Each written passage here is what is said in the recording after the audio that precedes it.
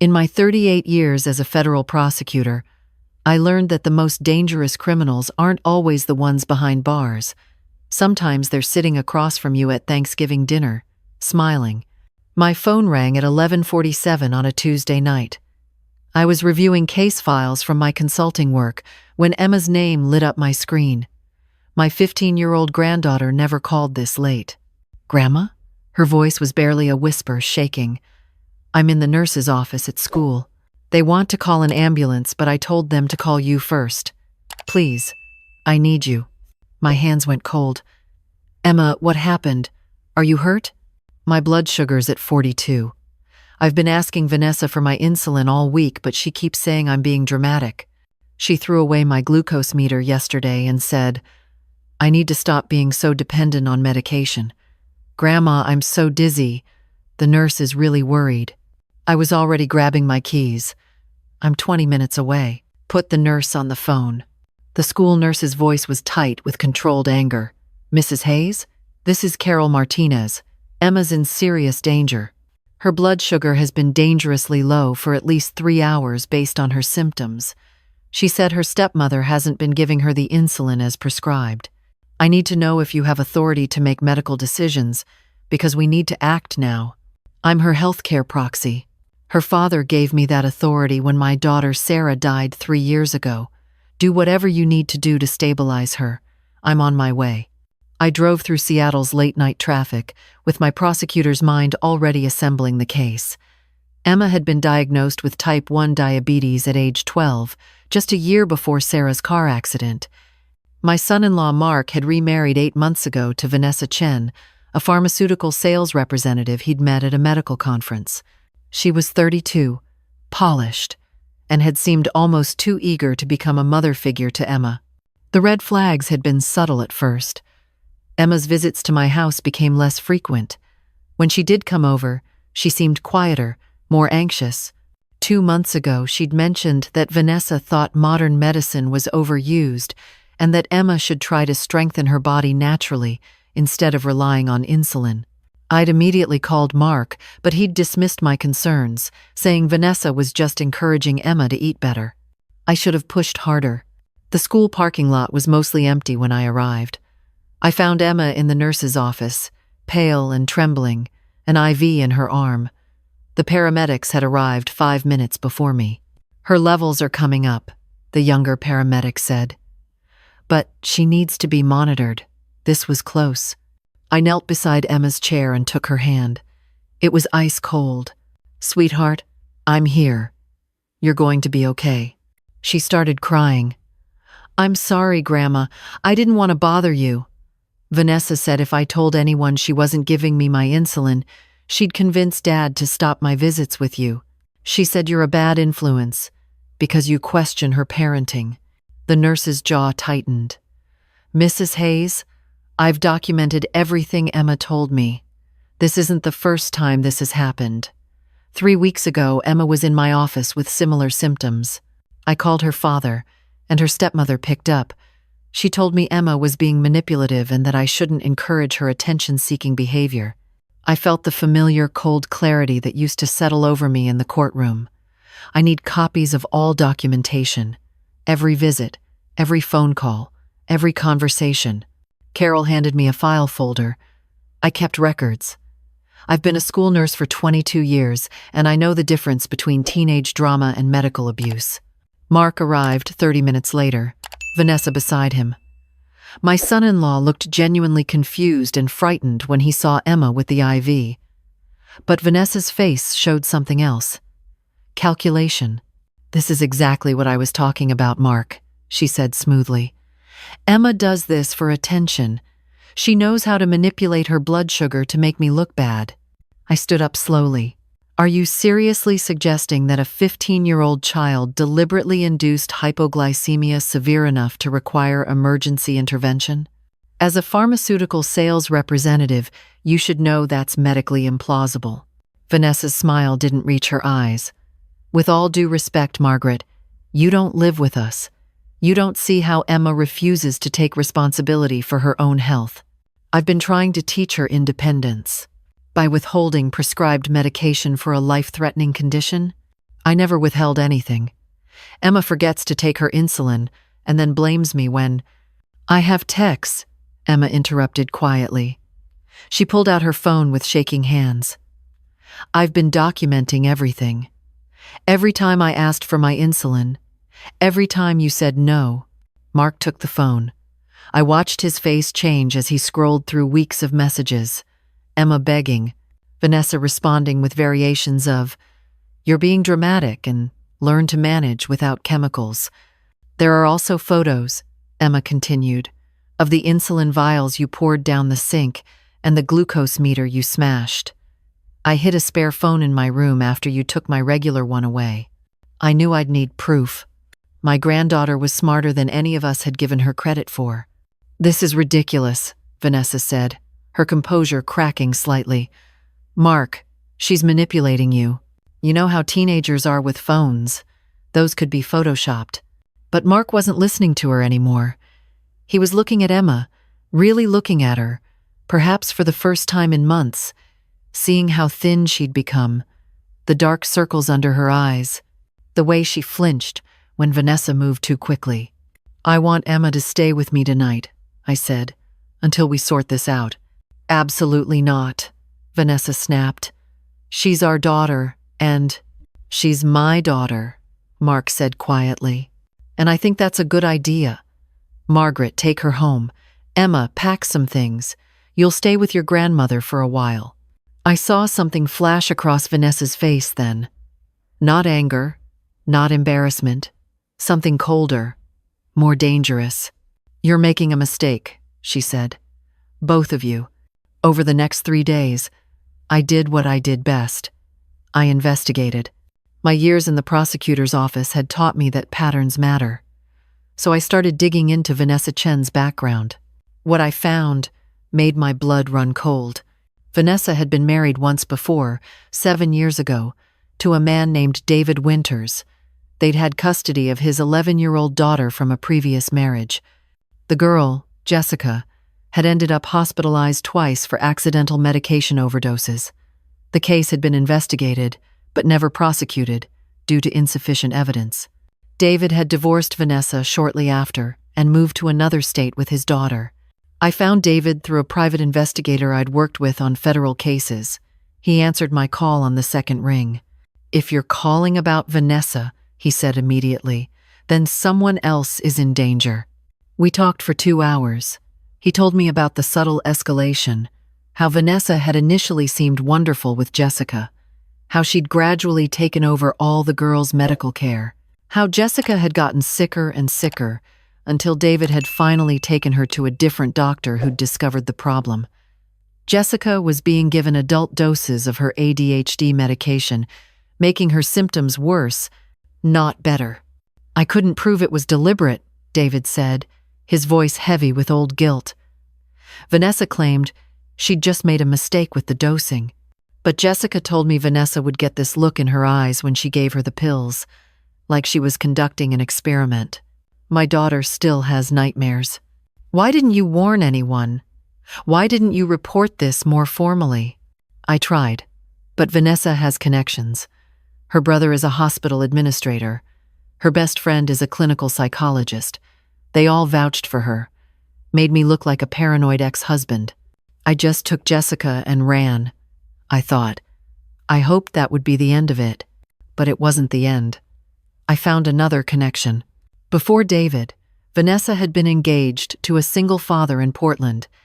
That relationship had ended abruptly after his 7-year-old son had suffered a series of mysterious allergic reactions. The man hadn't wanted to talk to me, but I eventually persuaded him. She knew he had a peanut allergy, he told me. Severe, life-threatening, but somehow peanut oil kept ending up in his food. She'd act shocked and sorry every time. The third time it happened, I ended things. I didn't have proof, but I knew. You know in your gut when someone is hurting your child. I sat in my home office at 3 in the morning, looking at the timeline I'd built. 3 relationships, 3 children, 3 patterns of medical abuse, and now Emma. But this time would be different. Because this time, the child had a grandmother who knew how to build a case. I called my former colleague, Andrea Morrison, who now worked as an assistant district attorney. We met for coffee the next morning. "This is a prosecutable case," she said after reviewing my documentation, "but it's going to be difficult. Vanessa hasn't been formally charged with anything before. Her professional reputation is clean, and medical abuse cases are notoriously hard to prove because there's always plausible deniability. What if we could show a pattern? Multiple victims across multiple relationships? Then we'd have something. But you'd need those other families to come forward. And from what you've told me, they're scared." I understood their fear. But I also understood something else. Predators like Vanessa relied on that fear, on isolation, on the belief that no one would believe the victims. It was time to change that narrative. I started with David. I convinced him that testifying might protect other children, that staying silent had allowed Vanessa to continue. He agreed reluctantly, but only if I could guarantee his daughter's safety. The man from Portland was harder to convince, but when I told him about Emma, about how close she'd come to dying, he broke down. "I've had nightmares about this," he said. "About her doing it to someone else. I should have been stronger. You protected your son. That took strength. Now help me protect Emma." With 2 witnesses willing to testify to a pattern, I went back to Andrea. We brought in Child Protective Services. They interviewed Emma with a child psychologist present. Emma was brave. She told them everything. Not just about the insulin, but about the psychological manipulation. How Vanessa would tell her that her mother wouldn't want her to be so weak. How she'd say Mark would leave her if she kept being difficult. How she'd isolated Emma from friends by convincing Mark that sleepovers and after-school activities were dangerous for someone with her medical condition. The CPS investigator was a woman in her 50s named Rachel Torres. She'd seen everything in her career, but even she was shaken by Emma's testimony. "This is one of the most calculated cases I've encountered," she told me privately. "Most abuse is about control or anger. But this feels different. It's like she was studying what would happen if she withheld care. Like Emma was a test subject." That's when I had a terrible thought. I went back to my computer and started searching medical research databases. It took me hours, but I finally found it. A series of articles published in obscure medical journals about treatment resistance in adolescent diabetics. The author was listed as V. Chen, PharmD. The research described case studies of teenage patients who'd been taken off their insulin regimens to study the body's natural adjustment responses. The research had been done without proper ethical oversight, without proper consent. The medical board had quietly sanctioned the researcher 5 years ago, but the papers were still online. Vanessa hadn't just been abusing Emma, she'd been using her for research. I called Andrea immediately. "We need a warrant for Vanessa's home computer. I think she's been documenting Emma's symptoms. I think there might be notes, maybe even videos." "On what grounds?" "Medical experimentation on a minor without consent. I can prove she's done this kind of research before." It took 3 days to get the warrant. When the police executed it, they found exactly what I'd suspected. A detailed journal on Vanessa's password-protected laptop, photographs of Emma at various stages of hypoglycemia, notes about symptom progression, blood sugar readings that Vanessa had been secretly tracking, even as she'd refused to give Emma the insulin she needed. And there was more. Communications with someone at a private pharmaceutical research company, discussions about fascinating case studies and valuable data on adolescent metabolic adaptation. Vanessa had been planning to publish Emma's case. My granddaughter's suffering was going to be a research paper. The arrest happened on a Tuesday morning. I was at Mark's house when they came. Vanessa tried to maintain her composure, but I saw the panic in her eyes when they mentioned the laptop. "You don't understand," she said as they handcuffed her. "This research could help thousands of diabetic children. Emma would have been fine. I was monitoring her carefully. I would never have let it go too far." "You let it go too far the first time you withheld her insulin," I said. "You let it go too far when you used a child as a test subject." You let it go too far when you played God with my granddaughter's life. Mark stood in the doorway, looking like he'd aged 10 years in 2 weeks.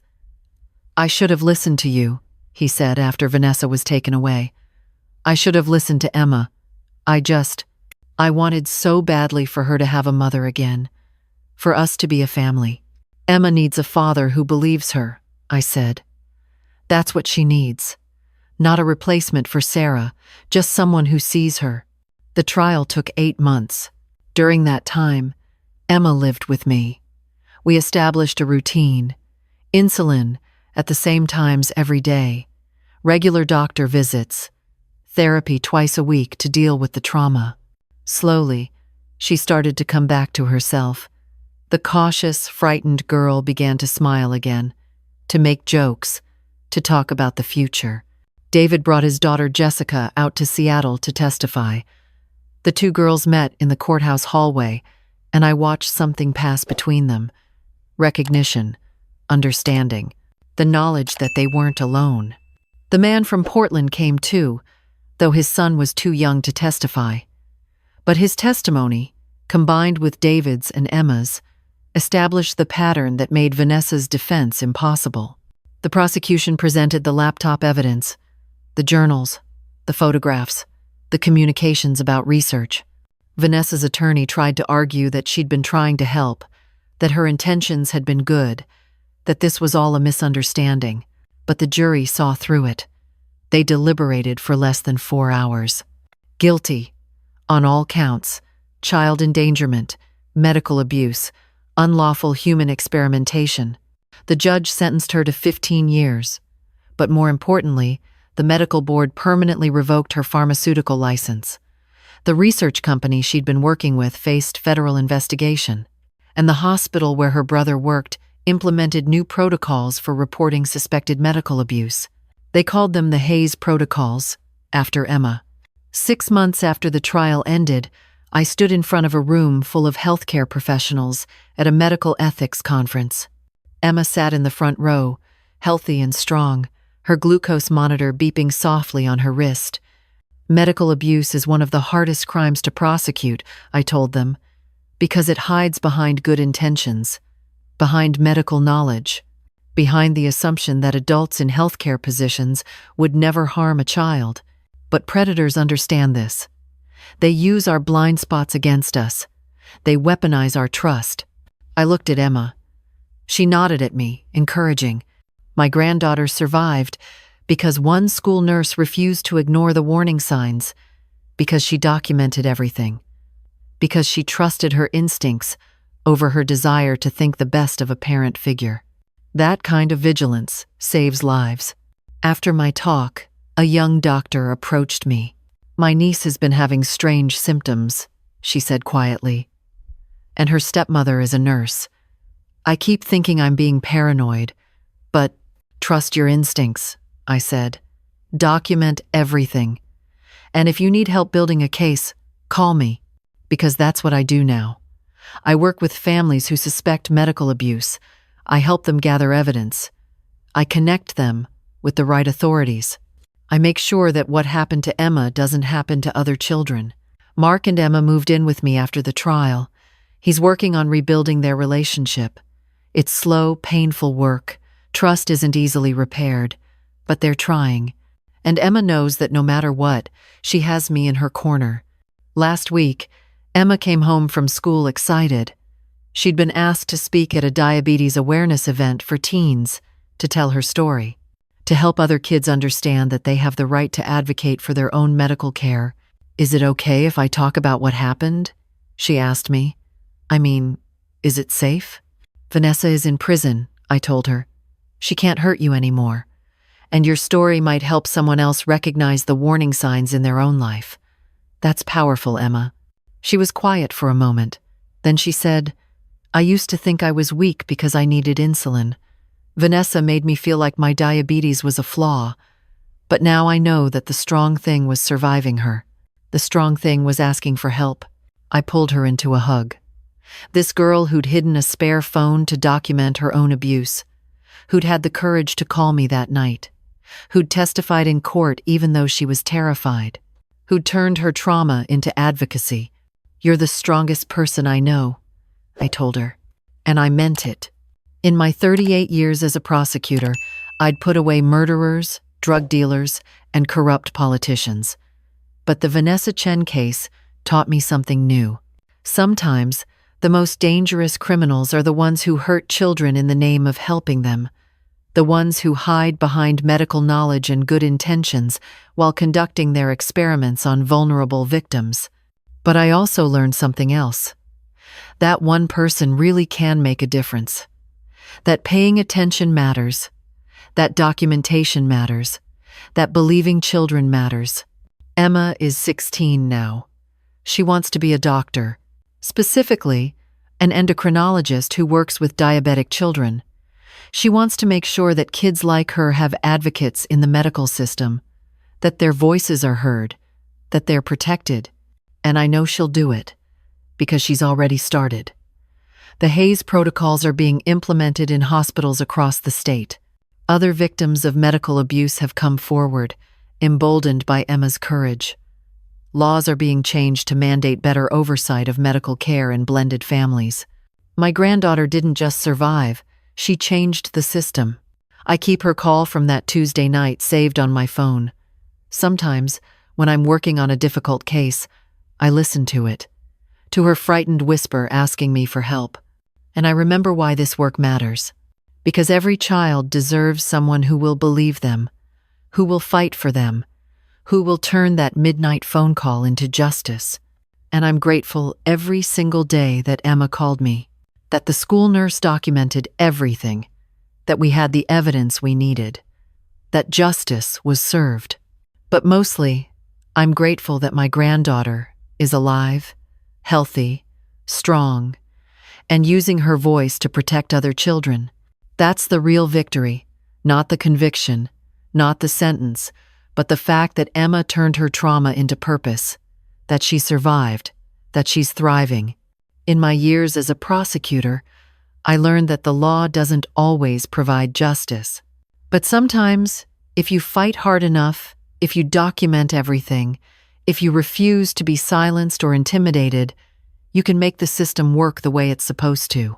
And that's what the Hayes protocols represent, not just Emma's story, but a promise that we will protect vulnerable children, that we will believe them when they speak up, that we will hold abusers accountable, no matter how respectable they seem. Because in the end, that's what justice really means.